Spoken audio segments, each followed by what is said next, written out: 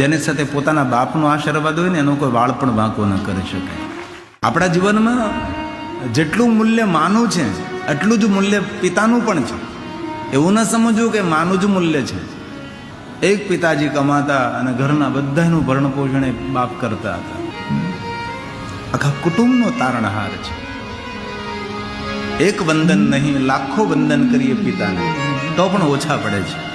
તેથી ઘરમાં પિતા હોય ને તો ખૂબ તેને રાજી રાખવા, તેને સમયસર ભોજન મળવું જોઈએ, તેને સમયસર ઔષધિ મળવી જોઈએ, તેને આશ્વાસન મળવું જોઈએ.